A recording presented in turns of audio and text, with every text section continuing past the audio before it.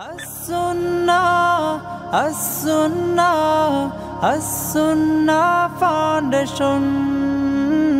As-Sunnah, As-Sunnah, As-Sunnah Foundation. আসসালামু আলাইকুম ওয়া রাহমাতুল্লাহি ওয়া বারাকাতুহু। আলহামদুলিল্লাহ, আসসালাতু ওয়াসসালামু আলা রাসূলিল্লাহ ওয়া বা'দ। সুপ্রিয় দর্শক শ্রোতা, ভাই বোন, দেশ কিংবা প্রবাস যে যেখান থেকে দেখছেন, আপনাদের সকলকে সাদর আমন্ত্রণ জানাচ্ছি আস-সুন্নাহ ফাউন্ডেশনের স্টুডিও থেকে। আপনারা দেখছেন আস-সুন্নাহ ফাউন্ডেশন আয়োজিত সাপ্তাহিক সরাসরি প্রশ্ন উত্তরমূলক অনুষ্ঠান শরঈ সমাধানের 229তম পর্ব। প্রিয় দর্শক, অন্যান্য দিনের মতো আজও ইনশাআল্লাহ তাআলা আপনাদের সঙ্গে আমি থাকছি ঘণ্টাব্যাপী এবং আপনাদের করা জীবন জিজ্ঞাসার উত্তর দেওয়ার চেষ্টা করব কোরআন এবং হাদিসের আলোকে। আপনার যে কোনো জীবন ঘনিষ্ঠ ইসলামী জিজ্ঞাসা এই পোস্টের মন্তব্যের ঘরে লিখতে পারেন। আমরা ইনশাআল্লাহ দিন আপনাদের প্রশ্নের উত্তর দেওয়ার চেষ্টা করব। আপনারা এই লাইভ অনুষ্ঠানটি দেখতে পাচ্ছেন আমাদের ভেরিফাইড ফেসবুক পেজে, আস-সুন্নাহ ফাউন্ডেশন ভেরিফাইড ফেসবুক পেজে, আমাদের ভেরিফাইড ইউটিউব চ্যানেল এবং আমাদের অন্যান্য পেজ ও চ্যানেল সমূহে একযোগে। প্রিয় দর্শক, আস-সুন্নাহ ফাউন্ডেশনের কোনো আপডেট থাকলে সাধারণত আমরা সেটি আপনাদেরকে শুরুতে জানিয়ে থাকি। তার ধারাবাহিকতা আমরা আপনাদেরকে জানিয়ে রাখতে চাই। আমাদের এখন সবচাইতে তরতাজা আপডেটের মধ্যে থেকে একটি হলো সবার জন্য কোরবানি প্রকল্প সারা দেশব্যাপী আমরা পরিচালনা করছি। ইতিমধ্যে দেশের বিভিন্ন জায়গায় কোরবানি পশু কেনা হয়ে গেছে। দেশের প্রায় সব জেলাগুলোকে আমরা কাভার করার চেষ্টা করে থাকি অন্যান্য বছরের মতো। এবারও আমরা সেটি অব্যাহত রাখব। আপনারা যারা আপনাদের কোরবানির দায়িত্ব আমাদের উপর অর্পণ করতে চান, তারা আপনাদের দায়িত্ব নির্দ্বিধায় নিশ্চিন্ত অর্পণ করতে পারেন। আমরা ইনশাআল্লাহ বিদিনিল্লাহ কার কোরবানির পশু কোন জায়গায় করা হচ্ছে তাকে SMS-এর মাধ্যমে জানিয়ে দেব যে আপনার পশুটি ঠিক কোন সময় কোন জায়গায় করা হয়েছে। কোনো দাতা যদি তার কোরবানির পশু দেখতে চান, কোরবানির পশুর কেনার ভাউচারও দেখতে চান, সেটি কিন্তু কোরবানির ঈদের পরে দেখা তার জন্য সম্ভব, বিশেষ করে ভাউচারের ব্যাপারটা। কারণ সারা দেশ থেকে যারা কোরবানির পশু কিনেন তাদের প্রত্যেক থেকে ভাউচার এবং ছবি এবং অন্যান্য তথ্য উপাত্ত ডকুমেন্ট এগুলো সবগুলো আমরা সংগ্রহ করতে হবে এবং আলহামদুলিল্লাহ যথারীতি এগুলো প্রতি বছরই আমাদের কাছে সুসংরক্ষিত থাকে। এর বাইরেও আস-সুন্নাহ ফাউন্ডেশনের একটা বিশেষ উদ্যোগ কোরবানি উপলক্ষে ঢাকায় কোরবানির গোশত থাকে অনেক, সেই তুলনায় গরিব এবং অভাবী গ্রামে থাকে বেশি শহরের তুলনায়। সেজন্য ঢাকা থেকে কোরবানির গোশত সংগ্রহ করে আমরা দেশের প্রত্যন্ত অঞ্চলে গরিব এবং অভাবী মানুষের মাঝে কোরবানির গোশত বিতরণ করে থাকি। সেটি এবারও চলবে ইনশাআল্লাহ তাআলা। বিভিন্ন বুথ করে ঢাকার বিভিন্ন জায়গায় আমরা কোরবানির গোশত সংগ্রহ করব। আমরা আশা করব যে সেখানে সাধ্য অনুযায়ী আপনারা শরীক হবেন এবং আপনাদের আমানতগুলো আমরা মানুষের কাছে যথারীতি পৌঁছে দিতে পারবো। আশা করি যে আমরা প্রত্যেকে কল্যাণমূলক কাজে একে অন্যের সাথে প্রতিযোগিতায় লিপ্ত হওয়ার চেষ্টা করব। আল্লাহ আমাদেরকে তৌফিক দান করুন। এছাড়া আমাদের স্বাবলম্বীকরণ প্রজেক্টও চলমান আছে এবং আরও কিছু প্রজেক্ট যথারীতি চলছে। চলুন আর দেরি না করে আপনাদের প্রশ্নের উত্তর দেওয়ার আলোকিত ভবনে প্রবেশ করি। আমাদের কাছে ইতিমধ্যে অনেকগুলো প্রশ্ন চলে আসছে। আমি দেখতে পাচ্ছি মাহফুজুর রহমান আপনি লিখেছেন, কোরবানির সময় অর্থ, বিত্ত ও প্রভাব প্রতিপত্তির প্রদর্শন প্রকটভাবে লক্ষ্য করা যায়। অনেকের মধ্যেই এই প্রবণতা থাকে বাজারের সবচেয়ে বড় গরু অথবা বড় ছাগলটা কিনব। দৈত্যাকার এসব গরু ছাগল নিয়ে মিডিয়ায় আলোচনা হয়, ফলে এই ধরনের গরু ছাগলের ক্রেতারাও আলোচনার কেন্দ্রবিন্দুতে চলে আসেন। কোটি কোটি টাকা দিয়ে আলোচিত গরু কিংবা কয়েক লাখ টাকা দিয়ে আলোচিত ছাগল কেনার বিশেষ কোনো মহিমা আছে কিনা? ভাই মাহফুজুর রহমান, যদি কেউ আল্লাহর রাহে অধিক সম্পদ ব্যয় করতে চান, তিনি আল্লাহ রাব্বুল আলামিনকে সন্তুষ্ট করবার জন্য তার প্রিয় বস্তুকে উৎসর্গ করতে চান, কোরবান করতে চান, সেই জায়গা থেকে তিনি অনেক বড় গরু বা অনেকগুলো গরু, অনেকগুলো ছাগল জবে করেন, সেটা তো আপন জায়গা শুধু ঠিক আছে না, বরং প্রশংসনীয় বটে। তবে আমাদের দেশে যে প্রতিযোগিতা চলে থাকে, এই প্রতিযোগিতার বেশিরভাগই প্রদর্শন ইচ্ছা থেকে হয়ে থাকে। কারণ যারা এগুলো করে থাকেন তাদেরকে আমরা তাদের ব্যক্তিগত জীবন আমরা দেখি যে ইসলামের অন্যান্য বিধিবিধান পালন করার ক্ষেত্রে তারা যথেষ্ট পিছিয়ে, সেরকম কোনো আগ্রহই তাদের মধ্যে দেখা যায় না। এমনকি সাধারণ দান দক্ষিণা করার ক্ষেত্রেও তাদেরকে খুব বেশি একটা আগ্রহ দেখাতে দেখা যায় না। কিন্তু কোরবানির ক্ষেত্রে তারা বিগ বাজেট দিয়ে বড় গরু, অনেকগুলো ছাগল কোরবানি করার যে চেষ্টা করেন, এটি বলাই বাহুল্য যে এটি বেশিরভাগ ক্ষেত্রেই লোক দেখানো হয়ে থাকে এবং লোক দেখানো যে তার অনেকগুলো প্রমাণ তারা নিজেরাই দিয়ে থাকেন। তো এরকম যদি হয় তাহলে সেটা আসলে ইবাদত হবে না, এটা বরং হবে হলো লৌকিকতা, যেটি শিরকে আসগরে পর্যবসিত হবে। নবী করিম সাল্লাল্লাহু আলাইহি ওয়াসাল্লাম অনেক কোরবানি করেছেন। তিনি প্রতি বছর কোরবানি করেছেন এবং এক বছর তিনি অনেক বেশি পশু কোরবানি করেছেন। অনেক বেশি কোরবানি করার যদি উদ্দেশ্য হয় আল্লাহকে সন্তুষ্ট করা, যেমনটি বললাম, সেটা ভালো কথা। কিন্তু যদি উদ্দেশ্য হয় মানুষের কাছে ভাবা কুড়ানো, মানুষের কাছে নিজের ক্রেডিট জাহির করা, তাহলে সেটা অবশ্যই দূষণীয়।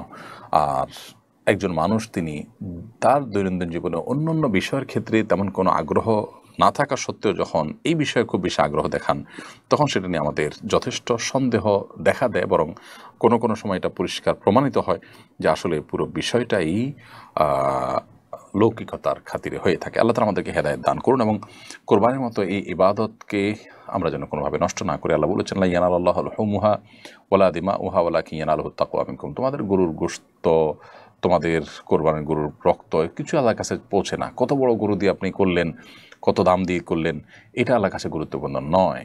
বরং ওয়ালাকিন ইয়ানালুহুত তাকওয়া মিনকুম, কিন্তু তোমাদের যে তাকওয়া, অন্তর অবস্থিত তাকওয়া, সেটি কিন্তু আল্লাহ তাআলার কাছে ঠিকই পৌঁছে। ঠিক শুধু তাই নয়, আল্লাহ নবী করিম সাল্লাল্লাহু আলাইহি ওয়াসাল্লাম একটা হাদিস রয়েছে, তিনি বলেছেন যে ইন্নাল্লাহা লা ইয়ানজুরু ইলা সুওয়ারিকুম ওয়ালাকিন ইয়ানজুরু ইলা কুলুবিকুম ওয়া আমালিকুম। আল্লাহ রাব্বুল আলামিন তোমাদের অন্তর দেখেন এবং আমল দেখেন, তিনি তোমাদের চেহারা, বাহ্যিক চেহারা কিন্তু দেখেন না। সেজন্য আল্লাহ রাব্বুল আলামিনের কাছে যেটি গুরুত্বপূর্ণ সেটি হলো যে আমরা কেন করছি, কি উদ্দেশ্যে করছি সেটি। বিধায় ইখলাসের সাথে আমরা কোরবানি করার চেষ্টা করব। আল্লাহ আমাদেরকে সেই তৌফিক দান করুন।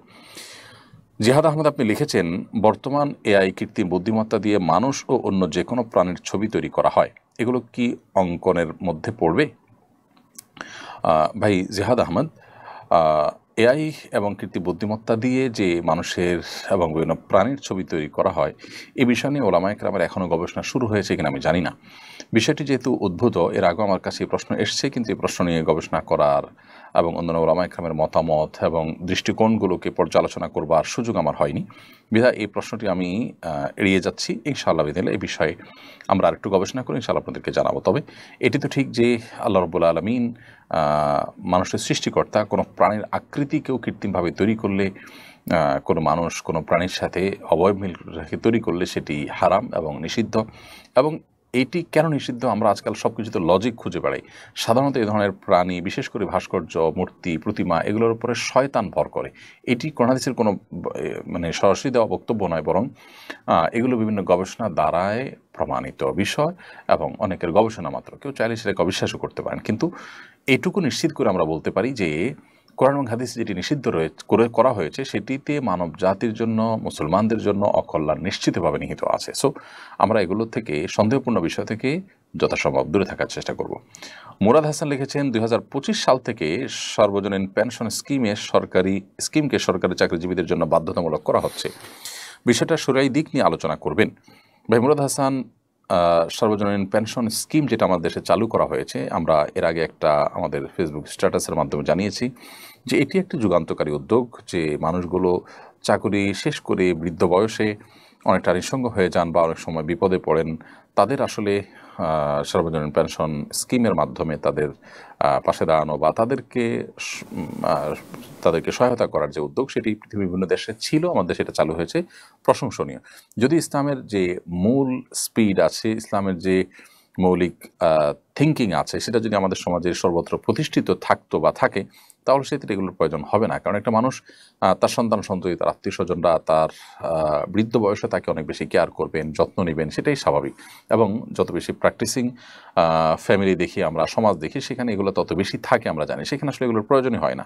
কিন্তু বাস্তবতা হলো দিন দিন সেগুলো হারিয়ে যাচ্ছে, যার কারণে এই সমস্ত স্কিমের প্রয়োজন হচ্ছে। তো যাই হোক, অন্যান্য দেশে যেটা অনেক আগে চালু হয়েছে, আমাদের দেশে এখন চালু হওয়াটা প্রশংসনীয়। কিন্তু এই স্কিমের মাধ্যমে যে মানুষকে আপনার পরবর্তীতে মাসে মাসে যে পেনশন দেওয়া হবে, সেটি সুস্পষ্টভাবেই সুদভিত্তিক সিস্টেম, এবং সেটি যে সুদভিত্তিক সেটা একেবারে দিনের আলোর মতো পরিষ্কার। তো যার কারণে এই বিষয়ে আমরা এর আগে বলেছিলাম যে এই স্কিমের মধ্যে যদি একটা সুদমুক্ত স্কিম চালু করা হয়, যেখানে আসলে সরকারের উদ্দেশ্য হাসিল হবে, মানুষের উপকারও হবে, তাহলে সেটি আমাদের এদেশের জনগণের জন্য অধিকতর উপযোগী হবে। বিশেষ করে এদেশের মানুষের মধ্যে সুদের প্রতি ঘৃণা করার মনোভাব রয়েছে অনেক বেশি, যার ফলশ্রুতিতে কনভেনশনাল ব্যাংকগুলো পর্যন্ত কিন্তু সুদী ব্যাংকের বিপরীতে বা সুদী ব্যাংকের পাশাপাশি হলেও, সুদী ব্যাংকিংয়ের পাশাপাশি হলেও ইসলামী ব্যাংকিংয়ের উইং তারা খুলতে বাধ্য হচ্ছে, উইন্ডো খুলতে বাধ্য হচ্ছে। তো এদেশে মানুষের এই সুদের প্রতি যে ঘৃণাবোধ, সেই কারণে এই সার্বজনীন পেনশন স্কিমকে, এটাকে সত্যিকার অর্থে সার্বজনীন করতে হলে অবশ্যই এটাকে সুদমুক্ত যে উইং সেটা খুলতে হবে। তো এ বিষয়ে সংশ্লিষ্টদেরকে আমরা অনুরোধ করব যে বিষয়টা খুবই সহজ, আমাদের সাথে পরামর্শ করে সুদমুক্ত একটা উইং খুললে ইনশাআল্লাহ বিষয়টা সহজ হবে। আর তা না হলে বাধ্যতামূলক করে বা অন্য কোনোভাবে যদি আপনি সুদ হারাম এটা মানুষকে গেলানোর চেষ্টা করেন, জনগণ যেটা চায় না সেটা যদি আপনি জোর করে চাপাতে চান, তাহলে সেক্ষেত্রে এটা নিয়ে অস্থিরতা যেমন তৈরি হতে পারে, তেমনিভাবে সমাজের বড় একটা অংশ এই সুবিধা তারা ভোগ করবেন না এবং এটাকে তারা অ্যাভয়েড করবেন, যার ফলে মূল উদ্দেশ্য কিন্তু সাকসেস হবে না, সফল হবে না। জাকিয়া জান্নাতি আপনি লিখেছেন, যারা অসংখ্য জিনকে চিকিৎসার জন্য ব্যবহার করে তাদের থেকে চিকিৎসা নেওয়ার ব্যাপারে কিছু বলবেন। জিনকে বশে রেখে বাধ্য করা এবং তাকে নির্দেশ দিয়ে বিভিন্ন কাজ হাসিল করা এটি নিষিদ্ধ, যেটাকে ইস্তেহানা বিল জিন বলা হয়ে থাকে। ইস্তেহানা বিল জিনের পরে হাদিসে এবং নবী করিম সাল্লাল্লাহু আলাইহি ওয়াসাল্লামের বহু বক্তব্যে পরিষ্কারভাবে নিষেধাজ্ঞার বিষয়টি আমরা জানতে পারি। বিধায় ইস্তেহানা বিল জিন কোনো অবস্থাতে করা যাবে না, একজন মুসলমান সেটি করবেন না। তবে এর বাইরে জিনদের থেকে জিনরা নেককার জিনদের কোনো তথ্য যদি আমাদেরকে দেন, সেটা যদি আমরা ভেরিফাই করতে পারি তাহলে সেটা আমাদের কাজে আসতে পারে। বাট তাদেরকে বশে এনে তাদেরকে বাধ্য করে তাদেরকে দিয়ে বিভিন্ন কাজ করানো সেটা কিন্তু জায়েজ নয়। বিশেষ করে ইস্তেহানা বিল জিন বলা হয়, যেটাকে সুলাইমান আলাইহিস সালামের যেটি ঘটনা রয়েছে যে তিনি জিনদের বশীভূত করতেন বা তার বশীভূত ছিল, তিনি মসজিদে আকসার জিনদের দিয়ে তৈরি করেছেন। প্রথমত সেটি ছিল সুলাইমান আলাইহিস সালামের শরীয়তের বিষয়। এক নবীর শরীয়ত কিন্তু অন্য নবীর জন্য প্রযোজ্য হয়। আমাদের নবী সাল্লাল্লাহু আলাইহি সাল্লামের যে বক্তব্য রয়েছে, যে হাদিস রয়েছে, সেই হাদিসে একেবারে পরিষ্কার, সেগুলোর আলোকে আসলে জিনদের থেকে সাহায্য প্রার্থনা করা জায়েজ নয়। এর বাইরে আরও এর নানাবিধ ব্যাখ্যা এবং বিশ্লেষণও রয়েছে। আমিনুল হক লিখেছেন, সমকামীদের বাড়বাড়ন্ত বেড়েই চলেছে। আজ শুক্রবার রাত 11টায় তারা ঘোষণা দিয়ে ঢাকা শহরে প্রাইড করবে বলে ঘোষণা করেছে। এদের প্রতিরোধে আমাদের করণীয় কী? বা আমিনুল হক, খুবই দুঃখজনক একটি অধ্যায়। আমি জানি না যে আমাদের দেশে সংবিধানে যেখানে সমকামিতা এটি অবৈধ, সেটাকে চালাকি করে ছলছাতুরি করে আপনার জেন্ডার ডাইভার্সিটি নাম দিয়ে, আপনার লিঙ্গ বৈচিত্র্য নাম দিয়ে, সেখানে বিভিন্ন বৈচিত্র্যের বিভিন্ন আপনার মতে বিভিন্ন রুচির আপনার লিঙ্গের মানুষ একত্র করার বিষয় বলতে কি বোঝানো হয়, এটা বোঝার জন্য কারোর পণ্ডিত হওয়ার প্রয়োজন নেই। একজন কিশোর এটা বুঝতে পারেন। এবং তাদের যে প্রচারণা, সেখানে যে আপনার পায়ুসঙ্গমকারীদের, এই নোংরা শব্দ বলতে হচ্ছে, আমি দুঃখিত, এই পায়ুসঙ্গমকারীদের যে আপনার সিম্বল, সেটি তাদের পতাকা রয়েছে, তাদের কালার রয়েছে, এটি মানে বোঝে না এমন কোনো মানুষ পৃথিবীতে আমার মনে হয় না যে এই যুগে অন্তত থাকতে পারে। তো এরকম একটি সংবিধান এবং রাষ্ট্রের আইন বিরোধী এবং এদেশের সকল ধর্মের মানুষের চিন্তাধারা পরিপন্থী একটি কাজ প্রকাশ্যে ঘোষণা দিয়ে আজ অনেকদিন ধরে তারা করবে বলে আসছে এবং আজকে 11টা করার কথা রয়েছে। তো এটি আমাদের জন্য খুব দুঃখজনক একটি অধ্যায়, খুবই বেদনাদায়ক একটি অধ্যায়। এদেরকে আইনের আওতায় আনা উচিত এবং বাংলাদেশের প্রচলিত আইনের প্রতি শ্রদ্ধা রেখে তাদেরকে উপযুক্ত শাস্তির মুখোমুখি করা দরকার। এদেরকে যারা নানাভাবে আপনার প্ররোচনা দিয়ে থাকে, নানাভাবে এদেরকে যারা আপনার ফান্ডিং করে থাকে, তাদের মুখোশগুলো মানুষের সামনে তুলে ধরা দরকার। যে সমস্ত এনজিও, যে সমস্ত বিদেশি আপনার দূতাবাস, যারা আমাদের দেশটাকে ধ্বংস করবার জন্য নীল নকশা করছে, দেশের সংস্কৃতির বিরুদ্ধে যারা যুদ্ধে নেমে পড়েছে এবং যারা তাদেরকে সাপোর্ট করতেছে অধিকারের নাম দিয়ে। অধিকার শব্দ শুনলেই আমরা দুর্বল হয়ে পড়ি, এই জন্য এই নোংরামুখে তারা অধিকার শব্দের প্রলেপ দিয়ে সমাজে খাওয়ানোর চেষ্টা করছে। তাদের বিরুদ্ধে আমাদের প্রত্যেকটা মানুষকে সোচ্চার হতে হবে এবং কোনোভাবেই এই নোংরামো আমাদের সমাজে চলতে দেওয়া যায় না। আমরা সম্প্রতি একটা ভিডিও দেখেছি যে আমেরিকাতে একজন বাবা, তার ছেলে ট্রান্সজেন্ডার হয়ে মেয়ে হয়ে এসেছে। বাবা একটি ওপেন টক শোতে তার সে কি কান্না, তিনি নিজেকে দোষারোপ করছেন তিনি আদর্শ বাবা হতে পারেন, যে তার সন্তানটা এভাবে ধ্বংস হয়ে গেছে। তো আমাদের দেশে এরকম পরিস্থিতি যদি আমরা দেখতে না চাই, তাহলে সেক্ষেত্রে আমাদের উচিত হবে এখনই এই সমস্ত অন্যায়, এই সমস্ত অনাচার বিরুদ্ধে গণপ্রতিরোধ গড়ে তোলা। আল্লাহ তাআলা আমাদেরকে তৌফিক দান করুন। আফরিন মনি আপনি লিখেছেন, দাখিল আলিম পরীক্ষায় কোরআন বা অন্যান্য আরবি বিষয়ের মধ্যে কোরআনের আয়াতের অর্থ দলিল হিসাবে কোরআন আয়াত লিখতে হয়। মাসিক অবস্থা পরীক্ষা হলে করণীয় কি? কোরআন কারীমের আয়াত স্পর্শ করা, কোরআন স্পর্শ করা নিষেধ, কিন্তু কোনো আয়াত আছে কোনো বই, সে বই স্পর্শ করা যায়। সেই হিসাবে যদি কোরআন আয়াত আপনি লেখেন আলতো করে, তো সেটি জায়েজ হতে পারে। ইসলাম এই আইডি থেকে আপনি লিখেছেন, ছেলে প্রবাস থেকে ভিডিও কলের মাধ্যমে বিবাহ করে এক্ষেত্রে ছেলে যদি দেশে ফিরে বিয়ের শুদ্ধতার জন্য আবার বিয়ে করতে চায়, সে কি পারবে কিনা? দেখুন, ভিডিও কলের মাধ্যমে বিবাহ করা এটা বিবাহের কোনো সঠিক পদ্ধতি নয়, বরং বিবাহের সঠিক পদ্ধতি হলো যে একজন প্রতিনিধি নিযুক্ত করবেন দেশে, যিনি তার পক্ষ থেকে প্রস্তাব করবেন কিংবা প্রস্তাবে তিনি সম্মতি জ্ঞাপন করবেন এবং সাক্ষীদের উপস্থিতি সেখানে থাকবে। এটাই হলো শরঈ পদ্ধতিতে বিবাহের প্রকৃত নিয়ম। এর বাইরে বিয়ের ব্যাপারে যদি আপনার ভিডিও কলে শুধুমাত্র সেখান থেকে সে প্রস্তাব দেয় বা সম্মতি দেয়, তাহলে সেটা কিন্তু বিবাহ বিশুদ্ধ হওয়ার যে প্রক্রিয়া তার আওতায় পড়বে না। সেই হিসাবে দেশে এসে যদি নতুন করে বিয়ে করেন বা আগের বিয়েটাকে যেহেতু শরিয়ার পদ্ধতি অনুযায়ী হয়নি, সেজন্য নতুন করে বা সম্পূর্ণ পৃথকভাবে বিয়ে করেন, তাহলে সেক্ষেত্রে সেটি জায়েজ নয়, বরং সেটা সঠিক কাজ হবে বা উচিত কাজ হবে। মোহাম্মদ শাওন আপনি লিখেছেন, ব্যাংকে গচ্ছিত টাকায় সুদ এলে সে টাকা গরিব সন্তান এবং তার স্ত্রীদের দান করা যাবে কিনা? সন্তান সন্ততি যদি ছোট হয় তাহলে সেটা তো বাবা মার কর্তব্য তাদেরকে লালন পালন করা। আর যদি তারা বড় হয় এবং অভাবী হয়, দুস্থ হয়, এদিকে বাবার টাকা পয়সা আছে, তাহলে সেক্ষেত্রে বাবা তাদেরকে নিজের টাকা পয়সা থেকে, সাধারণ টাকা পয়সা থেকে দেওয়াটাই হলো উচিত এবং কর্তব্য। বাট এটা ঠিক যে ব্যাংকের থেকে যে গচ্ছিত টাকা থেকে আপনি সুদ পেলেন আপনার ইচ্ছার বাইরে, সেই টাকা সেই টাকাটা আপনি যে কোনো গরিব অভাবী মানুষকে দিতে পারেন, সেই হিসাবে এটি হতেই পারে। আর স্ত্রীকে দান করতে পারবেন না, কারণ স্ত্রী আপনার স্ত্রীর ভরণ পোষণ দেওয়া আপনার কর্তব্যের অংশ। অতএব স্ত্রী আর গরিব থাকছেন না যখন তার ভরণ পোষণের সমস্ত ব্যবস্থা আপনি করেছেন, যার কারণে স্ত্রীর ব্যাপারটি, স্ত্রীকে জাকাত তেমন দেওয়া যাবে না, এ ধরনের খাতের টাকাও দেওয়া যাবে না। তবে হ্যাঁ, অন্য কোনো গরিব অভাবী মানুষ থাকলে তাদেরকে আপনি দিতে পারবেন।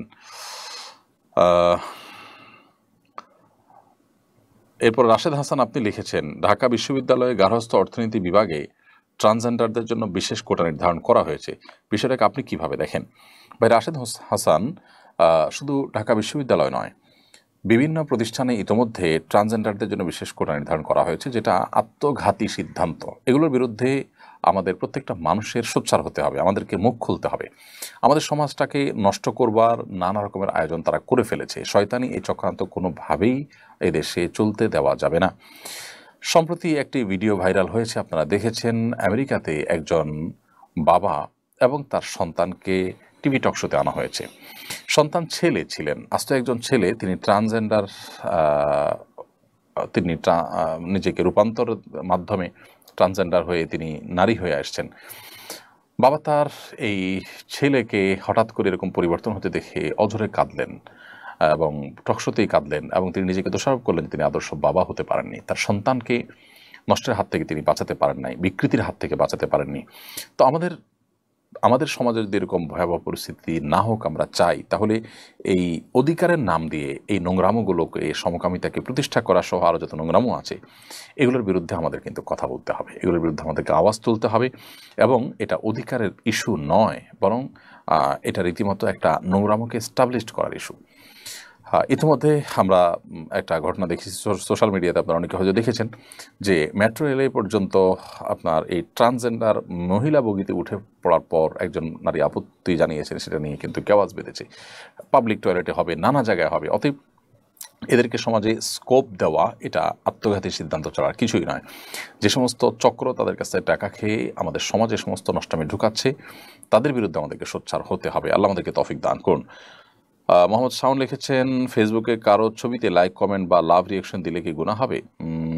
এটি নির্ভর করবে ছবিটা কী ধরনের। একজন ছেলে মানুষ হয়ে একটা মেয়ে মানুষের কোনো ছবি যেটা আপনার দেখা হারাম, সেটা ছবি দেখে আপনি লাইক কমেন্ট করেছেন, লাভ রিয়াকশন দিয়েছেন, তাহলে সেক্ষেত্রে সেটা অবশ্যই হারাম হবে। আর যদি বৈধ কিছু দেখেন দেখে আপনি লাইক কমেন্ট করেন, সেটা হারাম হবে না। আলী হাসান লিখেছেন, আমি 5 ওয়াক্ত নামাজ পড়ার চেষ্টা করি, কিন্তু মাঝে মধ্যে নামাজের মধ্যে আমার মনোযোগ থাকে না। কি করলে পুরোপুরি মনোযোগ থাকবে দয়া করে জানাবেন। ভাই আলী হাসান, নামাজে মনোযোগ সৃষ্টি করবার জন্য প্রথমত নামাজ আমরা যা বলছি সেগুলোকে বোঝার চেষ্টা করব, অর্থগুলো জানার চেষ্টা করব, সূরা কেরাতগুলো, দোয়াগুলোর, এটা আমাদের মনোযোগ সৃষ্টিতে সাহায্য করবে ইনশাআল্লাহ।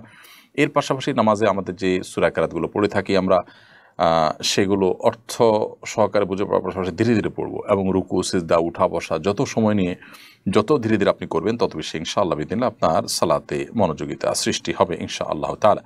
সালাতে মনোযোগ সৃষ্টি হওয়ার জন্য আর অনেকগুলো উপায় আছে। একটি আর্টিকেল আমাদের অনলাইনে এখনও আছে, নামাজে মনোযোগ সৃষ্টির 133টি উপায়। এটি শেখ বিন বাজ রাহমাহুল্লাহ, সৌদি আরবের সাবেক গ্র্যান্ড মুফতি, তার একটা লেখার অনুবাদ আমি করেছি, সেটি আছে সোশ্যাল মিডিয়াতে, দেখে নিতে পারেন। শেখ ইব্রাহিম আপনি লিখেছেন, প্রতি বছর চামড়ার দাম নিয়ে একটা ঝামেলা সৃষ্টি হয়। প্রতি বছর চামড়ার দাম ক্রমাগত কমছে, তবে এবছর গত বছরের তুলনায় প্রতি বর্গফুটের 5 টাকা বাড়ানো হয়েছে। বিষয়টাকে কিভাবে দেখেন? চামড়ার দাম এবছর 5 টাকা বৃদ্ধি হওয়া, এটা তো একরকম আমি তামাশা ছাড়া আর কি বলবো। যে বর্গফুট যদি 5 টাকা বাড়ে, তাহলে একটা চামড়াতে মানে দাম বৃদ্ধিতে সেটা কতটা প্রভাব ফেলবে বা কতটাই বা দাম বৃদ্ধি পাবে।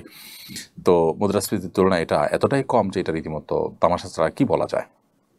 আমাদের দেশে নানা কারণে চামড়ার দাম কমে যাচ্ছে এবং ইচ্ছাকৃতভাবে একটা চক্র এটি করছে কিনা সেটা নিয়ে নানা রকমের কথা বাজারে প্রচলিত আছে। সংশ্লিষ্ট বিষয় যাদের দেখবার দায়িত্ব, তারা যদি দেখেন তাহলে এখানে আমাদের কল্যাণ হয়তো নিহিত থাকবে। আল্লাহ তাআলা আমাদেরকে যত রকমের অনাচার আছে এগুলো থেকে বেঁচে থাকার তৌফিক দান করুন।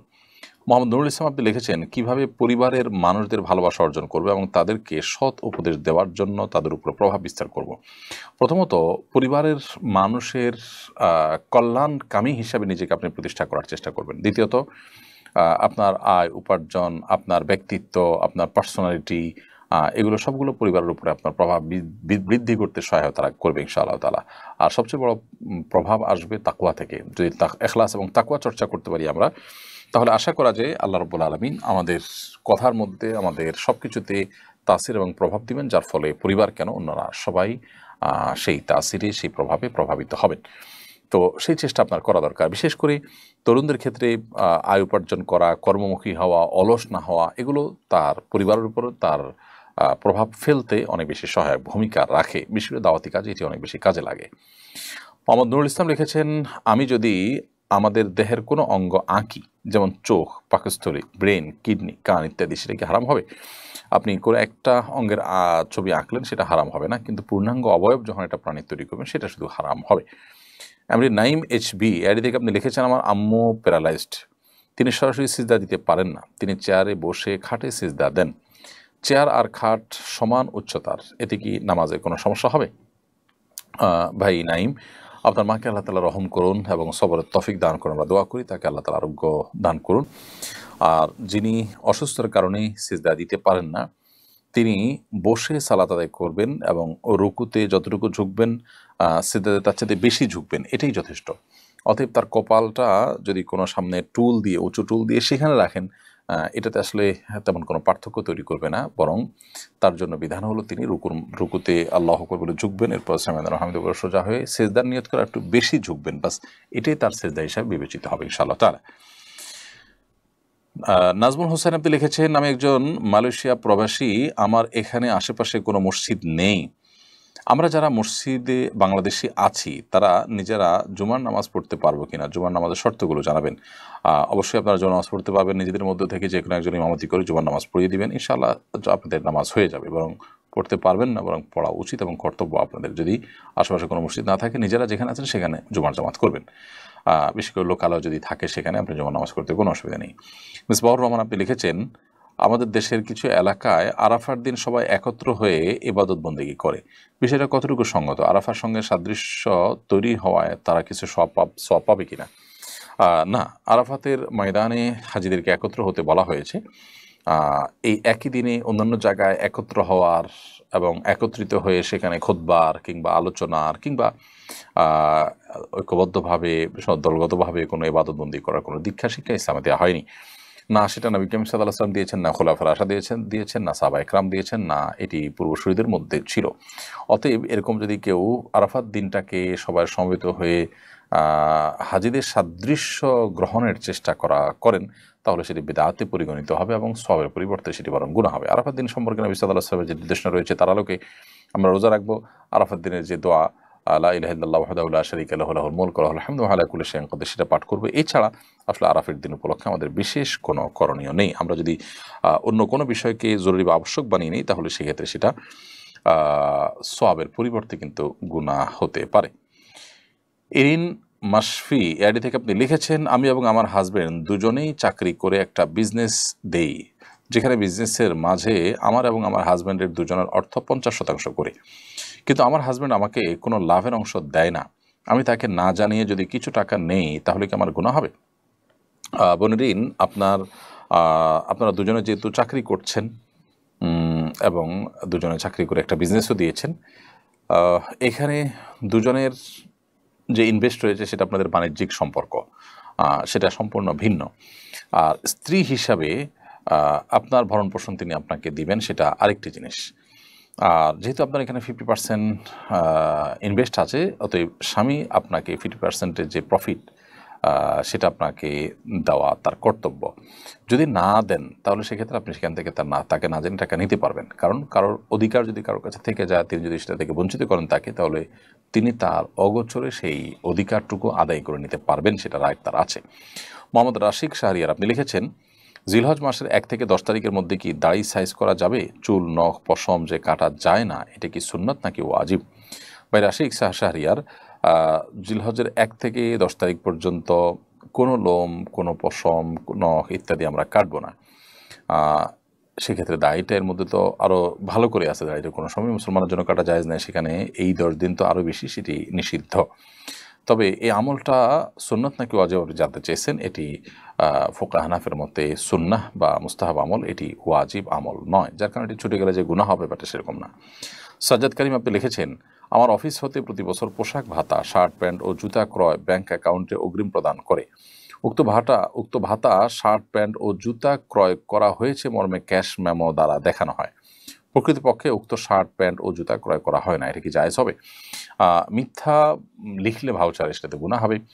যদি থোক কোম্পানি দেয় এবং কোম্পানি থেকে বলা থাকে যে এটা দেওয়া আছে, কেউ কিনলে কিনলে না কিনলে নাই, তাহলে ভিন্ন কথা। কিন্তু যদি কোম্পানি কিনতে বলে, কিনে ভাউচার দিতে বলে, তাহলে আপনাকে কিনতেই হবে। সেটা আপনি ব্যবহার না করতে পারেন, অন্য কাউকে দিয়ে দিতে পারেন, কিন্তু আপনাকে কিনতে হবে। মিথ্যা কথা বললে আপনি লিখতে পারেন না। প্রয়োজনে দোকানদার কাছে কিনে আবার দোকানদারের কাছে ফেরত দিবেন, কিন্তু আপনাকে কিনতে হবে। না হলে ক্যাশ মেমোতে আপনি লিখেছেন এত তারিখে এটা কেনা হয়েছে, এত এটার দাম, এটা মিথ্যা কথা হবে। ইমানদার জেনে শুনে ঠান্ডা মাথায় মিথ্যা কথা বলতে পারে না। আব্দুল কাদের লিখেছেন শ্রেণীকক্ষে ছাত্রী হিজাব নেকাব খুলতে বাধ্য করা, ধর্মীয় অনুভূতিতে আঘাত ও ব্যক্তি স্বাধীনতায় হস্তক্ষেপ করার অভিযোগে রাজশাহী বিশ্ববিদ্যালয়ের এক শিক্ষককে গত 12ই মার্চ 5 বছরের জন্য সকল একাডেমিক কার্যক্রম থেকে অব্যাহতি দেওয়া হয়। তবে এই শাস্তির 3 মাস না পেরোতেই অধ্যাপক হিসাবে তাকে পদোন্নতি দেওয়া হয়েছে। বিষয়টাকে কিভাবে দেখেন? খুবই গর্হিত এবং জঘন্য একটি দৃষ্টান্ত এটি। এটির ফলে এ ধরনের সমাজে বিশৃঙ্খলা সৃষ্টি করার মতো কাজগুলো এ ধরনের উগ্র মানুষেরা এবং সংকীর্ণ চিন্তার মানুষেরা আরও বেশি করার সাহস পাবে। বিধায় এটির তদন্তমূলক তদন্ত করে এটির ব্যবস্থা গ্রহণ করা, এটির পেছনে যারা আছে তাদেরকে আইনের আওতায় আনা এবং দৃষ্টান্তমূলক শাস্তি দেওয়াটা খুবই জরুরি একটি বিষয়। দেখুন, এভাবে এই ছোট ছোট বিষয়গুলোই একটা সময় বড় বিষয়ে পরিণত হয় এবং সমাজের মানুষের মধ্যে আস্থার ঘাটতি দেখা দেয়। বিচারহীনতার যে কালচার আমাদের সমাজে রয়েছে, এ ধরনের ঘটনাগুলো সেটিকে আরও স্টাবলিশ করবে। বিধায় সংশ্লিষ্ট মহলের দায়িত্ব থাকবে, আমরা আশা করব যে তারা এ ধরনের ঘটনার পেছনে যারা জড়িত আছে তাদেরকে উপযুক্ত শাস্তির আওতায় আনবেন। এবং কোনোভাবেই এটি গ্রহণযোগ্য নয় যে একজন শিক্ষক যিনি পানিশমেন্ট পেয়েছেন তার অপরাধের কারণে তিনি নির্দিষ্ট অপরাধের যে সাজা পানিশমেন্ট সেটি ভোগ করার আগে আগে তাকে আবার পুরস্কৃত করা হবে। খুবই জঘন্য একটি বিষয়। এর পেছনের যে সমস্ত কবজা নানা মানুষগুলো আছে তাদেরকে আসলেই বিচারের আওতায় আনা উচিত এবং এদের বিরুদ্ধে আমাদের প্রত্যেকটা মানুষের যার যার জায়গা থেকে মুখ খোলা উচিত, কথা বলা উচিত। এরপরে আব্দুর রব, আপনি লিখেছেন আমার একটি ছাগল আছে, ছাগলটির জন্মের সময় সেটাকে কোরবানির উদ্দেশ্যে রাখা হয়েছে, কিন্তু ছাগলটির মাঝ বয়সে একবার অ্যাক্সিডেন্ট হয়, তার পা ভেঙে গিয়েছিল, যে কারণে তার শারীরিক অবস্থার সেরকম উন্নতি হয়নি, দেখতেও সুস্বাস্থ্যের নয়। আমি জানতে চাচ্ছি সেটাকে বিক্রি করে তার সাথে আরও কিছু টাকা যোগ করে একটা ভালো মানের ছাগল কোরবানি দিতে পারবো কিনা? আপনার নিজের ছাগল আছে, সেটাকে আপনি কোরবানি দেওয়ার নিয়ত করেছেন, খুব ভালো কথা।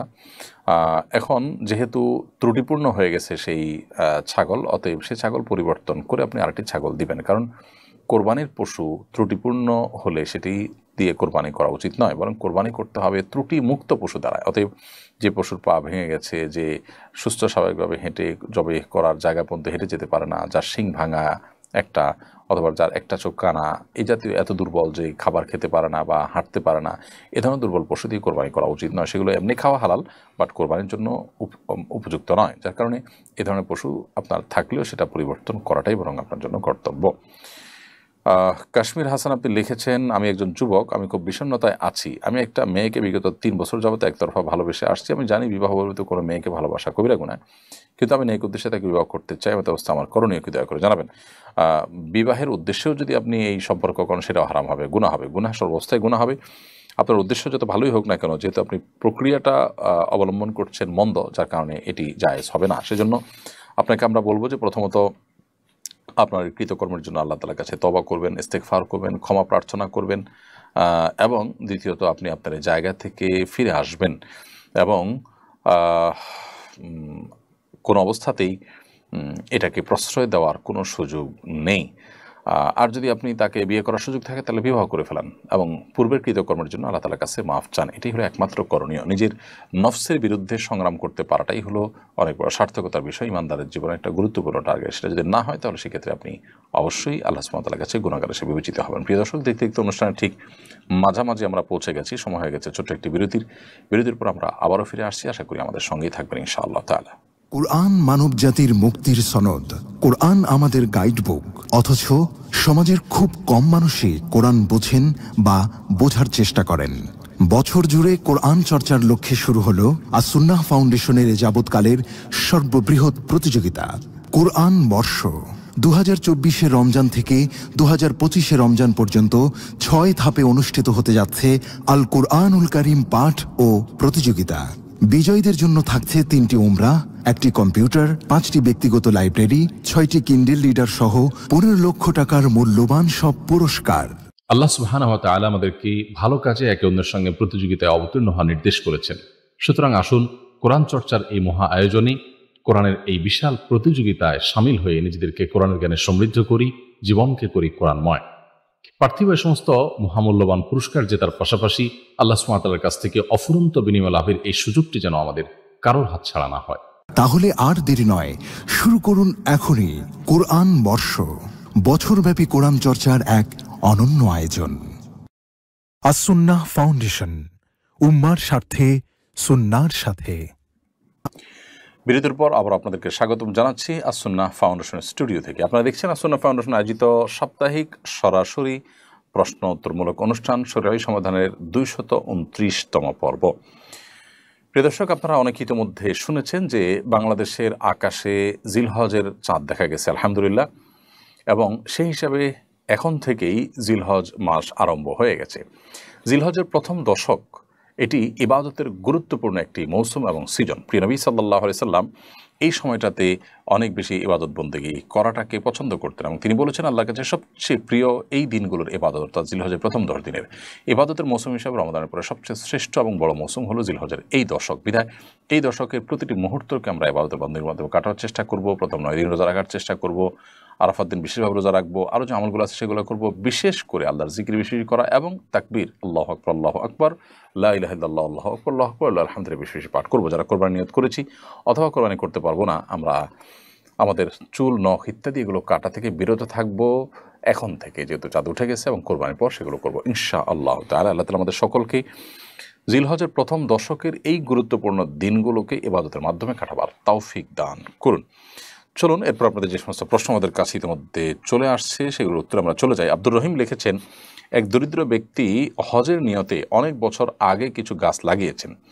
অনেক বছরের পরিচর্যার পরে তিনি সেই গাছ বিক্রি করে হজ করতে যেতে পেরেছেন। আপনার মন্তব্য জানতে চাই। আলহামদুলিল্লাহ ভাই আব্দুর রহিম, খুবই আনন্দের সংবাদ এবং খুবই চমৎকার একটি বিষয়, যেটি আমাদের অনেকের জন্যই শিক্ষা বহন করে, যার কারণে এই ধরনের ঘটনা আমাদের প্রত্যেকটা মানুষকে প্রেরণা যোগায়। আমাদের এখান থেকে অনুপ্রাণিত হওয়া উচিত। ভালো কাজের জন্য সদিচ্ছা এবং আন্তরিক প্রচেষ্টা থাকলে আল্লাহ তাআলা তাকে সাফল্যের চূড়ান্ত শেখরে পৌঁছার তৌফিক দান করেন। আল্লাহর ওয়াদাও রয়েছে, আল্লাহ বলেছেন ওয়াল্লাযিনা জাহাদু ফিনা লানাহদিয়ানহুম সুবুলানা, যারা আমার পথে আসার জন্য চেষ্টা করে, আল্লাহ বলেছেন আমি অবশ্যই তাদেরকে আমার দিকে আসার বহুমুখী পথ দেখিয়ে দিব। আমরা যারা বাইতুল্লাহ হজ করতে পারিনি, আমরা অর্থের অভাব বা আমাদের সামর্থ্যের অভাব, নানা রকমের অজুহাত দিয়ে থাকি।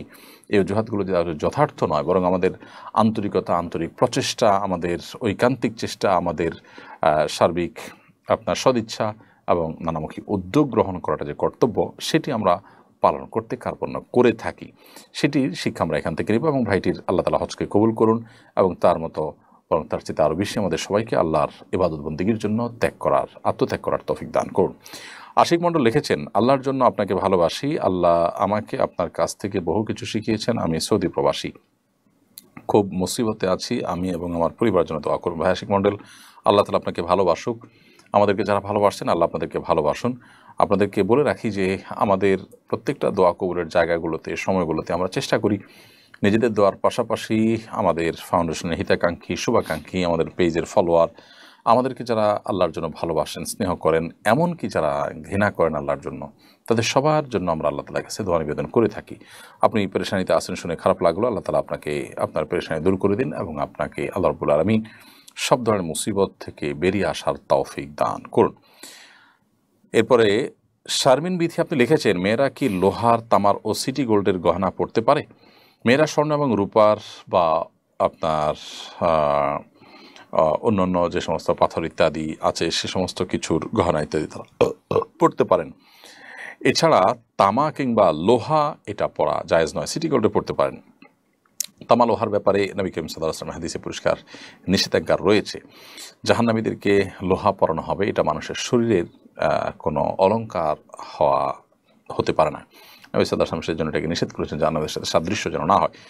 আর তামার ক্ষেত্রেও হাদিসে নিষেধাজ্ঞা রয়েছে, যার কারণে তামা, লোহা এগুলো আমরা ব্যবহার করব না। তবে আমাদের বোনরা সিটি গোল্ড, এমনি সাধারণ স্বর্ণ বা রূপা বা অন্যান্য যে সমস্ত মূল্যবান ধাতব আছে এই লোহা এবং তামা এগুলোর বাইরে সেগুলো পড়তে পারেন। মোহাম্মদ রাকিবুল ইসলাম চাঁদপুরি আপনি লিখেছেন, রাস্তায় কুড়িয়ে পাওয়া স্বর্ণের আংটির মালিক খোঁজ করে না পাওয়া গেলে সে আংটি কি করতে হবে? ভাই রাকিবুল ইসলাম, রাস্তায় স্বর্ণের আংটি পেয়েছেন, মালিক বহুত খোঁজ করেছেন, পাননি। যদি এরকম হয় তাহলে সেক্ষেত্রে শরীয়তে এটার জন্য আপনার যে পরিমাণ খোঁজাখুঁজি করতে হবে সেটা আপনাকে আগে শেষ করতে হবে। আপনি কোনো রকম দায়সারাভাবে খোঁজ করলেই তো হবে না, বিভিন্নভাবে খোঁজ করতে করতে সম্ভাব্য সকল উপায় করেছেন, দীর্ঘদিন করেছেন, কোনোভাবে পাওয়ার সম্ভাবনা নেই। এরকম যদি হয়ে যায় তাহলে সেটা আপনি কোনো গরিব দুঃখীকে দান করে দিতে পারবেন, ওই ব্যক্তির তরফ থেকে যিনি মালিক তার তরফ থেকে, সওয়াবের নিয়তে। আব্দুর রাজাক আপনি লিখেছেন, বর্তমান শিক্ষা কারিকুলামের সমালোচনা করে সোশ্যাল মিডিয়া লেখালেখি করায় কিশোরগঞ্জের এক কলেজ শিক্ষকের পদ অবনমন করা হয়েছে। ডিজিটাল সিকিউরিটি অ্যাক্টে মামলা সহ বিভিন্ন খড়গ নেমে এসেছে তার উপর, বিষয়টা কিভাবে দেখেছেন? ভাই আব্দুর রাজাক, আইনে কি আছে আমি জানি না, আইনের প্রতি শ্রদ্ধা রেখেই বলছি আমি, শৃঙ্খলা নিয়ম এটা সবার মেনে চলা উচিত। কিন্তু শিক্ষা কারিকুলামে যে ঝামেলা আছে, বিশেষ করে পাঠ্যপুস্তকে যে বিশাল বড় ধরনের সমস্যা তৈরি করেছে দেশের কিছু এনজিও এবং বিদেশি কিছু অ্যাম্বাসির পৃষ্ঠপোষকতা তারা এই কাজগুলো করেছে, এটাও এখন ওপেন সিক্রেট এবং বিষয়টা সরকারের কনসার্নেও আছে আমি যতটুকু জানি। কারণ ইতিমধ্যে আমরা দেখেছি যে এনসিটিভির একজন এই কাজের জন্য অভিযুক্ত ব্যক্তি, যার ব্যাপারে বহু অভিযোগ রয়েছে, অভিযোগের পাহাড় রয়েছে, সকল নষ্টামের মূলে যে কয়েকজন রয়েছে তার মধ্যে তিনি, সেই মশিউজ্জামানকে ওএসডি করেছে সরকার। ঠিক এই দিকে একদিকে যখন সরকার এ বিষয়ে পদক্ষেপ নিচ্ছে এবং বিষয়টাকে, এই সমালোচনাটাকে সরকার ইতিবাচকভাবে দেখছে এবং সরকারের ভাবমূর্তি নষ্ট করার জন্য একটা চক্রটি কাজ করেছে, অপরদিকে আবার এটি সমালোচনাকারী একজন শিক্ষকের পদ অবনমন, তার বিরুদ্ধে নানা রকম ব্যবস্থা গ্রহণ, এটা আসলে কখনোই সঙ্গতিপূর্ণ হতে পারে না। বিধায় যারা এই কাজটি করছেন এরা সেই মশিউজ্জামানের মতো অতি উৎসাহী কিনা তারা তাদের ব্যাপারটি আমার মনে খতিয়ে দেখা দরকার এবং এই ভদ্রলোকের পাশে আমাদের প্রত্যেকটা মানুষের দাঁড়ানো দরকার। সমাজে অন্যায় অনাচারের বিরুদ্ধে যথা নিয়ম মেনে সৌন্দর্যের সাথে সমালোচনা করবে, এটাই তো স্বাভাবিক এবং সেটিকে সাদরে গ্রহণ করা দরকার। তিনি একজন শিক্ষক মানুষ, শিক্ষা কারিকুলামের সমস্যা থাকলে তিনি সে কথা অবশ্যই বলবেন, সেটা বলার কারণে তার উপর খড়গ নেমে আসা কোনোভাবেই গ্রহণযোগ্য হতে পারে না। সুমাইয়া সাদ্দাম এর দিকে আপনি লিখেছেন, আমার সোনা ও রূপা খুব পছন্দ, আমি যদি পরিমাণ মতো বা একটু বেশি সোনা রূপার গহনা বানাই তাহলে কি আমার গুনাহ হবে না? কোনো গুনাহ হবে না। মেয়েদেরকে আল্লাহ রাব্বুল আলামিন সে সুযোগ দিয়েছেন, ইসলাম সে সুযোগ দেওয়া হয়েছে যে মেয়েরা তারা স্বর্ণ রূপা তাদের প্রয়োজন মতো গহনা তৈরি করতে পারবে, এরকম কোনো লিমিটেশন দিয়ে দেওয়া হয় না যে এর বেশি মেয়েরা এটি বানাতে পারবে না, অতএব আপনার প্রয়োজন হচ্ছে আপনি সেটি কিন্তু করতে পারবেন। তাওহীদ চায়ন আপনি লিখেছেন, কোনো মা তার সন্তানকে যদি এই বলে গালি দেয়, এই কোরবানিতে তোদের কোরবানি করব, এর কাফারা বিধান কি? এটার কোনো বিশেষ কাফারা হবে না, তবে এরকম কথা বলা উচিত নয়। একজন মা, একজন বাবা, তিনি দায়িত্বশীল মানুষের মতো কথা বলতে হবে। সন্তানদেরকে যদি এরকম কোনো কথা বলেন যেটা আসলে বদদোয়ামূলক হয়, এটা উচিত নয়। বদদোয়ামূলক কথা বলা এটা কোনো মুসলমানের শান না। নবী করিম সাল্লাল্লাহু আলাইহি ওয়াসাল্লাম বলেছেন যে লাম ইয়াকুনিল মুমিনু লাআনুল্লাহ তাআনুল্লাহ ফাহিশান ওয়ালা ইমানদার কখনো ফাহেশ, অশ্লীল উক্তিকারী, বাজে কথা মন্তব্যকারী, কিংবা আপনার গালিবাজ, এটা হতে পারে না। ইমানদার লাআন তাআন ফাহেশ হবে না। নবী সাল্লাল্লাহু আলাইহি ওয়াসাল্লাম সেরকম কোনো কাজ করতেন না কখনো। যার কারণে একজন মুসলিম হিসাবে আমাদের উচিত হবে নিজেদের সন্তানদের পরে কখনো মনক্ষুণ্ণ হলেও তাদেরকে এ ধরনের বদদোয়া ইত্যাদি না দেওয়া। তা না হলে কখনো কখনো এরকম বদদোয়া দেওয়া মানুষের স্বভাবে পরিণত হয় এবং সেটি গুনাহের কাজ। দুর্গম পথের যাত্রী হাসান এই আইডি থেকে আপনি লিখেছেন, খুব ভাইরাল হয়েছে একটি গেঞ্জি যাতে লেখা আছে কোরবানি হোক আল্লাহ সন্তুষ্টির জন্য। এই গেঞ্জিটা পরে বাথরুমে যাওয়া যাবে কিনা? যেখানে আল্লাহ শব্দটি আছে এই জন্য এটা পরে বাথরুমে যাওয়া উচিত হবে না। যদি এটা পরে না তাহলে এটার উপর দিয়ে জামা পরে তারপর বাথরুমে যেতে পারেন, অর্থাৎ প্রদর্শন হয় সেভাবে যাবেন না, কারণ পবিত্র জায়গায় আল্লাহর নামে যাওয়া উচিত না। তবে হ্যাঁ, স্লোগানটি খুবই সুন্দর এবং এই ধরনের গেঞ্জি এটার ব্যবহার আমাদের এখলাসের কথা আমাদেরকে স্মরণ করে দিতে পারে ইনশাআল্লাহ। তার ফয়জুর রহমান লিখেছেন, আগামী অর্থ বছরে দেশি বিদেশি মিলিয়ে 1,13,500 কোটি টাকার সুদ ব্যয় হবে বলে ধরে প্রাক্কলন করা হচ্ছে। সুদভিত্তিক বাজেট ও অর্থ ব্যবস্থা সম্পর্কে আপনার মন্তব্য জানতে চাই। বিষয়ে আমরা এর আগে একাধিকবার কথা বলেছি। দেখুন, বাংলাদেশে সর্বস্তরের মুসলমান এবং সর্বস্তরের দিনদার মানুষ, এমনকি নামে মুসলমান যারা, তারাও কিন্তু সুদকে ঘৃণা করে। এই জন্য কনভেনশনাল ব্যাঙ্কগুলোতে কিন্তু আমরা দেখেছি ইসলামী ব্যাংকিং উইং খুলতে বাধ্য হয়েছে তারা, কারণ মানুষ সুদকে ঘৃণা করে। এদেশে মানুষ অনেক অন্যায়ের সাথে জড়িত থাকলেও সুদ, হারাম সুদকে কিন্তু তারা ঘৃণা করে এবং আল্লাহ তাআলা সুদকে সবচেয়ে ভয়ঙ্কর হারাম বলে করেছেন বিভিন্নভাবে। তো এই জন্য এই বাজেট, জাতীয় বাজেটে সুদের নির্ভরতা কমানোর চেষ্টা করা কর্তব্য। সরকার এবং সংশ্লিষ্টরা যদি এ বিষয়ে দায়িত্বশীলতার পরিচয় না দেন তাহলে সেটা জনগণের উপর এক ধরনের জুলুম হবে বলে আমি মনে করি। কারণ দেশের মানুষ, তাদের যে চিন্তা চেতনা, তাদের যে আকাঙ্ক্ষা, তার প্রতিফলন যদি আমাদের বাজেটে না হয় সেটা জনগণের বাজেট হতে পারে না। বাজেটে অনেক ভালো ভালো দিক থাকতে পারে, কিন্তু সুদের নির্ভরতা দিন দিন যে বাড়ছে, সুদের নির্ভরতা, এই সুদের নির্ভরতাটা কমানো দরকার। সেটার জন্য কৃচ্ছতা সাধনের বহু জায়গা আছে যেগুলো আমরা চাইলেই করতে পারি। সে জায়গাগুলো করা যেতে পারে, আরও নানামুখী উদ্যোগ নেওয়া যেতে পারে। এবং যে সমস্ত দুর্নীতি বিভিন্ন খাতে হয়ে থাকে সেগুলো যদি কমানো যায় তাহলে সাধারণ মানুষ স্বেচ্ছায় ট্যাক্স ভ্যাট দেওয়ার চেষ্টা করবে। ফাঁকি ঝুঁকি দেওয়ার, ফাঁকফোকরের যে খোঁজাখুঁজি করে আজকাল মানুষ, সেটা করবে না। সেই জায়গায় আসলে ফোকাস করা দরকার। সুদী ঋণের উপর নির্ভরতা একটি দেশকে কখনো শক্তিশালী জায়গায় আসলে নিয়ে যেতে পারে না। আমি যদিও বিষয় বিশেষজ্ঞ নই, কিন্তু আমি একজন সাধারণ মানুষ হিসেবে আমার ধারণা এবং মন্তব্য শুরু করলাম। আল্লাহ তাআলা আমাদেরকে সুদের জাতাকল থেকে বেঁচে থাকার তৌফিক দান করুন। জনগণের একজন সদস্য হিসাবে, দেশে একজন নাগরিক হিসাবে এই সুদের দায় আমাদের প্রত্যেকটা মানুষের মাথার উপরে বর্তায়। অতএব এটার ব্যাপারে আমাদের মুখ খোলা দরকার, কথা বলা দরকার। আমার মতামতটা আমার অন্তত আমার জায়গা থেকে বলা দরকার যে আমি এটার সাথে নাই। আল্লাহ তাআলা দেখবেন যে আমি এখান থেকে মুক্ত নিজেকে ঘোষণা করছি, আল্লাহ এটার সাথে আমি নেই এবং আমি এটার উপরে সন্তুষ্ট নই। এটা আমার অজান্তে আমার উপরে এটা বোঝা চাপানো হচ্ছে। হাসান মিরান আপনি লিখেছেন, জানাজা শুরু হয়ে যাচ্ছে, ওযু করতে গেলে নামাজ শেষ হয়ে যাবে, এই মুহূর্তে ওযু না থাকলে করণীয় কি? জানাজা যদি ওযু করতে গেলে আর পাওয়া যাবে না এরকম হয়, তাহলে তায়াম্মুম করে জানাজা পড়া যাবে। আর যদি ওযু করে আপনি জানাজা পাবেন মনে হয়, তাহলে সেক্ষেত্রে ওযু করে আপনি জানাজা পড়বেন। হুমায়রা তাসনিম আপনি লিখেছেন, যখন সুদ সম্পর্কে ধারণা ছিল না তখন ব্যাংকে কিছু টাকা রাখা ছিল। এখন সুদের অংশ কি করা উচিত? ঋণগ্রস্ত আত্মীয়কে দেওয়া যাবে কিনা? হ্যাঁ, দিতে পারেন। ঋণগ্রস্ত আত্মীয়কে ঋণ পরিশোধের জন্য ওই সুদের টাকাগুলো দান করে দিতে পারেন এবং নিজের অজান্তে হয়ে থাকলেও আল্লাহর কাছে তওবা এবং ইস্তেগফার করবেন, আল্লাহ যেন মাফ করে দেন। এমনি ওসমান মোল্লা আপনি লিখেছেন, আমার ভাই নিয়মিত নামাজ পড়ে না, নেশা করে, আমি চাই না একসাথে কোরবানি দিতে, কিন্তু যদি একসাথে কোরবানি না দেই তাহলে পারিবারিক সমস্যা হবে, করণীয় কি? ভাই ওসমান মোল্লা, যারা নিয়মিত নামাজ পড়েন না, নেশা করেন, তারা আসলে তাদের কোরবানির কোনো মানেই হয় না। এটা লুঙ্গি খুলে পাগড়ি পরার মতো। অতএব এ সমস্ত মানুষের সাথে যৌথভাবে কোরবানি না দিয়ে নিজে বরং একাই কোরবানি দেওয়া উচিত, অথবা মুত্তাকি পরহেজগারদের সাথে কোরবানি দেওয়া উচিত। সাইফুদ্দিন আপনি লিখেছেন, একটি পাবলিক বিশ্ববিদ্যালয়ে শিক্ষকের বিরুদ্ধে তার স্ত্রী সংবাদ সম্মেলন করে অভিযোগ করেছেন তার শিক্ষক স্বামী তাকে নিয়মিত নির্যাতন করে এবং যৌতুক দাবি করে। এই বিষয়ে আপনার মন্তব্য কামনা করছি। দেখুন, পাবলিক বিশ্ববিদ্যালয়ের শিক্ষক এর বিরুদ্ধে এ ধরনের অভিযোগ যেমন উঠেছে, এই ধরনের অভিযোগ আরও বিভিন্ন পেশার মানুষদের বিরুদ্ধেও কিন্তু উঠতে পারে। তো এরকম পরিস্থিতি আমাদের সমাজে যে হচ্ছে সেটি দুঃখজনক। আল্লাহ তাআলা কোরআনে কারিমে আমাদেরকে নির্দেশ করেছেন, পুরুষদেরকে আশিরুহুন্না বিল মারুফ, তোমরা তোমাদের স্ত্রীগণের সাথে সুন্দর এবং যথাযথভাবে তোমাদের দিনাতিপাত করো এবং সংসার করো, অতএব তাদের প্রতি কোনো অবিচার করা জায়েজ নয়। ঠিক একইভাবে স্ত্রীগণও স্বামীর প্রতি কোনোভাবে যদি অনাচার এবং অবিচার করেন, আজকাল অনেক ঘরে ঘরে স্বামীদেরকে নানা ফাঁদে ফেলে তাদেরকে নানা রকম টর্চার করা হয়ে থাকে, তাদেরকে দুর্বল করার চেষ্টা করা হয়ে থাকে, সেগুলো কিন্তু অনুচিত এবং হারাম কাজ। একজন মুসলমান তিনি বিশ্বাস করবেন যে তার প্রত্যেকটা কর্মকাণ্ডের জন্য আল্লাহর সামনে তাকে দাঁড়াতে হবে, এই ধরনের হারাম কাজ থেকে বেঁচে থাকার চেষ্টা করতে হবে। জুলুম সর্বাবস্থায় অন্ধকার হয়ে আসবে কিয়ামতের ময়দানে। নবী সাল্লাল্লাহু আলাইহি ওয়াসাল্লাম বলেছেন, আয-যুলমু যুলুমাতুন ইয়াউমাল কিয়ামা, দুনিয়ার জুলুম কিয়ামতের ময়দানে বহুমুখী অন্ধকার হয়ে আমাদের সামনে কিন্তু আবির্ভূত হবে। ইউহা আক্তার আপনি লিখেছেন, আমার স্বামী প্রবাসে থাকে, আমার এক ছেলে এক মেয়ে, আমি আল্লাহর রহমতে পর্দা করার চেষ্টা করি। আমার মেয়েকে মাদ্রাসায় নিতে এবং বাসায় নিতে হয়, সেজন্য আমি কি ইজি বাইক চালাতে পারবো? ইজি বাইক চালালে আপনার প্রাইভেসি এবং পর্দা পরিপূর্ণ মেনটেন করা খুবই কঠিন আমি যতটুকু জানি, কারণ প্রচণ্ড বাতাসের মধ্যে ইজি বাইক আপনি চালাতে হবে, সেটা খোলামেলা থাকবে। তো এই পরিস্থিতিতে ইজি বাইক না চালিয়ে বিকল্প কোনো পথ আপনার খুঁজে নেওয়া উচিত। একজন নারী তার পর্দা, তার প্রাইভেসি, তার ব্যক্তিত্ব এগুলোকে বিসর্জন দিতে পারে না কোনো অবস্থাতেই, সেই বিষয়টা আমাদের মাথায় রাখা দরকার। জি এম নুরুজ্জামান গাজী আপনি লিখেছেন,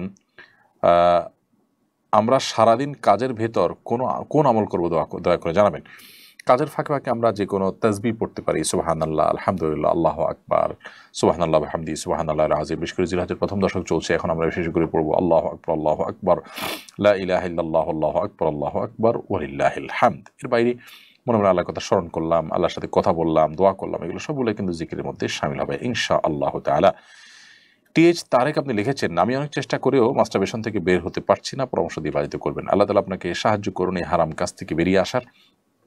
এটার জন্য নির্জনতাকে আপনি অ্যাভয়েড করবেন এবং যথাসম্ভব তাড়াতাড়ি বিবাহ করবেন। বিবাহের পর স্ত্রী থেকে খুব বেশি দিন বাইরে থাকবেন না এবং যে সমস্ত ভিডিও, যে সমস্ত ছবি, যে সমস্ত লেখা জোখা আপনাকে এই হারাম কাজ করতে বাধ্য করে বা সেই পথে নিয়ে যায়, সেগুলোর পথ বন্ধ করে দিবেন। এটি হলো সবচাইতে কার্যকর উপায়। অতএব আপনি সোশ্যাল মিডিয়া থেকে যদি অভ্যাস হয়ে থাকে সেগুলো বন্ধ করে দেন, বা আপনার সেখান থেকে সেগুলো শেষ হয় ডিলিট করে দেন, আনইনস্টল করে দেন মোবাইল থেকে, অথবা স্মার্টফোন আপনি বিক্রি করে ফেলান, একটা বাটন ফোনে চলে আসেন। 6 মাসের জন্য যদি নিজেকে একটু এভাবে আপনি পরিবর্তন করতে পারেন, ইনশাআল্লাহ বিদিন আল্লাহ তাআলা আপনাকে সাহায্য করবেন। সৌরভ হাসান আপনি লিখেছেন, একজন ভাইরাল গায়ক বলেছেন গানের টাকা হারাম হয়, তিনি তা না খেয়ে সেই টাকা দিয়ে বাড়ি বানিয়েছেন। এ নিয়ে আলোচনা সমালোচনা হওয়ার পর এবার ঘোষণা দিয়েছেন ধীরে ধীরে তিনি গানই ছেড়ে দিবেন। পুরো বিষয়টাকে আপনি কীভাবে দেখছেন? ভাই সৌরভ হোসেন, এ বিষয়ে আমি শুনেছি, তবে গায়কের বক্তব্যটা শোনা হয়নি।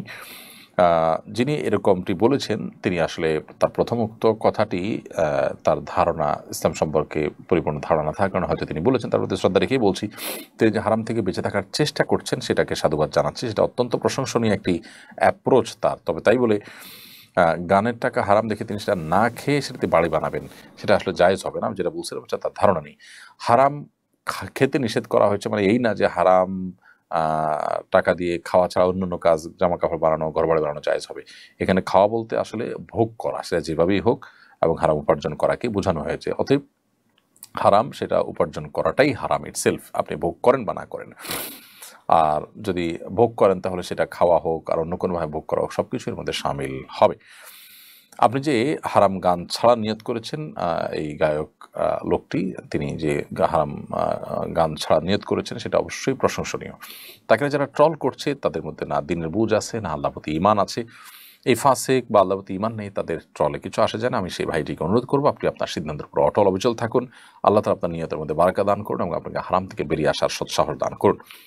লিজা বেগম আপনি লিখেছেন, স্বামী পর্দা করাতে রাজি না, কিন্তু আমি পর্দা করতে চাই, পর্দা করি। এখন আমি কিভাবে কি করব বুঝতে পারছি না, করণীয় জানাবেন। স্বামী আপনাকে পর্দা করতে দিতে চান না আর আপনি পর্দা করতে চান, এই জন্য প্রথমত স্বামীকে পর্দার বিষয়ে বোঝানোর চেষ্টা করেন যে আসলে স্ত্রী হিসাবে আপনার পর্দা তো আপনার স্বামীর জন্যই কল্যাণকর। একজন পুরুষ যার মধ্যে ন্যূনতম আত্মসম্মান বোধ আছে, তার স্ত্রী পর্দাহীনভাবে যদি চলাফেরা করেন, অন্য মানুষ তাকে দেখে, তাহলে সেক্ষেত্রে তার জন্য কখনো সম্মান বয়ে আনে না এবং এটা তার জন্য সবসময় অনাকাঙ্ক্ষিত বিষয় যে তার স্বামী তার স্ত্রীকেরই মানুষ বাজে চিন্তা করবে, জল্পনা কল্পনা করতে পারবে, এরকম কোনো স্কোপ পাবে। সেই জায়গা থেকে স্বামীকে আপনার বোঝানো দরকার এবং যে সমস্ত মানুষদেরকে দিয়ে বোঝালে তাকে বোঝানোটা সহজ হবে, সুন্দর হবে, ইনশাআল্লাহ বিইذনিল্লাহ আপনি তাদেরকে দিয়ে বোঝানোর চেষ্টা করবেন। আশা করা যায় আল্লাহ তাআলা তাকে হেদায়েত দান করবেন। পর্দা সম্পর্কে অনেক ভালো ভালো বই আছে, সেগুলো পড়তে দিতে পারেন। বিশেষ করে আব্দুল্লাহ জাহাঙ্গীর রহমানের একটা বই আছে, পোশাক, পর্দা ও দেহসজ্জা, অঙ্গসজ্জা। এই বইটা আপনি দিতে পারেন থাকে। তিনি যদি এটা পড়েন তাহলে পর্দা সম্পর্কে তার ইতিবাচক ধারণা তৈরি হবে ইনশাআল্লাহ তাআলা। এর বাইরে আরও ভালো ভালো বই আছে পর্দা সম্পর্কে, সেগুলো তাকে পড়তে দিতে পারেন এবং সেই সাথে দোয়াও করবেন। এবং যে কোনো মূল্যে আপনি পর্দা করবেন, কারণ স্বামী আপনাকে অন্যায় কাজ করতে বাধ্য করলেও আপনি আপনার সাধ্য অনুযায়ী সেটার খেলাফ করে যে কোনোভাবে অন্যায় থেকে বেঁচে থাকার জন্য আপ্রাণ চেষ্টা অব্যাহত রাখবেন। ফাহমিদা মৌ আপনি লিখেছেন, আমি এবং আমার স্বামী আবেগের বশবর্তী হয়ে মাসিক অবস্থা মিলিত হয়েছি, এর জন্য আমরা লজ্জিত। এই অবস্থায় যদি আল্লাহ সন্তান দান করেন তাহলে কি তা হারাম হবে? না, এটার কারণে সন্তান হারাম হয়ে যাবে বা অবৈধ হবে এরকম নয়। তবে এই কাজের জন্য আপনাদের অনুতপ্ত হওয়া উচিত এবং হাদিসে বর্ণনা মতে এরকম কাজ হয়ে গেলে কিছু সাদাকা আল্লাহর রাহে, আল্লাহর ওয়াস্তে গরিব দুঃখীকে কিছু সাদাকা করে দিবেন, কিছু দান করে দিবেন এবং ভবিষ্যতে এ ধরনের কর্মকাণ্ড থেকে বেঁচে থাকার জন্য চেষ্টা করবেন। আল্লাহর কাছে তওবা নসুহা করবেন, লজ্জিত হয়ে মাফ চাইবেন, সেটি যথেষ্ট ইনশাআল্লাহ তাআলা। এমনি মুস্তাফিজুর রহমান আপনি লিখেছেন, বৃষ্টির সময় বিভিন্ন নদী, পুকুর, খাল থেকে যে মাছগুলো আসে সেগুলো খাওয়ার বিধান কি? সাধারণত এই মাছগুলো যেহেতু ভেসে যায় এবং এগুলো কারো নিয়ন্ত্রণে থাকে না, অতএব এগুলো জেনারেলি খাওয়া হালাল। তবে যদি আশেপাশের পুকুর থেকে আসে, জানা যায় যে এই পুকুরের মাছ, তারা পুকুরে মাছ ফেলেছেন এবং তাদেরকে ফেরত দেওয়ার স্কোপ থাকে, তাহলে সেক্ষেত্রে সেটা ফেরত দেওয়া উচিত এবং সেটা ভোগ করা উচিত নয়। মুরসালিন আপনি লিখেছেন, আমাদের দেশের অধিকাংশ গরু এবং ছাগলের অন্ডকোষ কেটে ফেলা হয়, এ ধরনের গরু ছাগল দিয়ে কোরবানি করা যাবে কিনা? গরু এবং ছাগলের অন্ডকোষ কেটে ফেললেও সেটা দিয়ে কোরবানি দেওয়া যাবে, কারণ কোরবানি দেওয়া যাবে যে সমস্ত ত্রুটিপূর্ণ পশুতে, অর্থাৎ পশু যে সমস্ত ত্রুটির কারণে কোরবানি দেওয়া যায় না, এটা তার মধ্যে পড়ে না। এমডি তামিম তালুকদার আপনি লিখেছেন, কোনো কিছুর মালিকানা দাবি করা কি শিরক? আমি যদি বলি এই ঘরটা আমার, সেই দোকানটা আমার, তাতে কি গুনাহ হবে? না, এতে গুনাহ হবে না, কারণ কোনো কিছুর মালিকানা দাবি করার মানে হলো রূপকর্থে মালিকানা। চূড়ান্ত মালিকানা আসলে প্রত্যেকটা জিনিসের আল্লাহ রাব্বুল আলামিন। আমরা কেউ আসলে কোনো বস্তুর চূড়ান্ত মালিকানার দাবি করতে পারি না, আর আমরা কেউ চূড়ান্তভাবে কোনো বস্তুর মালিকও নই। এই জন্য আল্লাহ রাব্বুল আলামিনের কাছে আপনার পরিপূর্ণ মালিকানা ন্যস্ত করে আমি তার রূপকর্থে সাময়িক সময়ের জন্য মালিক, এটা আল্লাহ তাআলা বলতে আমাদেরকে নিষেধ করেন এবং কোরআন হাদিসে বিভিন্নভাবে আমাদেরকে সম্পদের মালিক হিসাবে নির্ধারণ করা হয়েছে বা চিহ্নিত করা হয়েছে। ইয়াসিন হায়দার সুনামগঞ্জে লিখেছেন, এক ব্যক্তি বছরের শুরুতেই একটি পশুকে কোরবানির জন্য নিয়ত করে রেখেছেন, এই পশুর দ্বারা উনি উপকৃত হচ্ছেন। কোরবানির জন্য রাখা পশু দ্বারা উপকৃত হওয়া কি ঠিক হচ্ছে? জানা উপকৃত হবে। জি হ্যাঁ, কোরবানি পশু রেখেছেন কোরবানি করার জন্য, সেটা থেকে ফায়দা নিচ্ছেন, তার দুধ খাচ্ছেন বা অন্যান্য কাজ করছেন, সেটা জায়েজ আছে, কোনো অসুবিধা নেই। আল মাসুম রাসেল আপনি লিখেছেন, জানাজা নামাজের পর মাইয়াতকে কবর দেওয়ার পর কি মৃত ব্যক্তির জন্য সকলে মিলে আলাদা দূরে গিয়ে দোয়া করতে পারবে?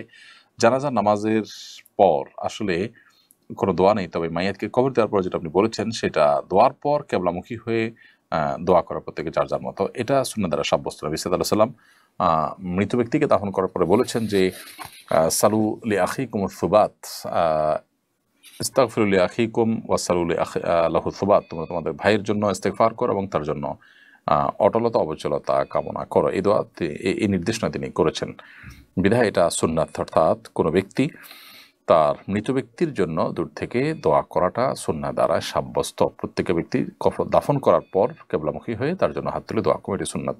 তবে জানাজার পরে কোনো হাত তুলে দোয়া করা সুন্নাহ দ্বারা সাব্যস্ত নয়।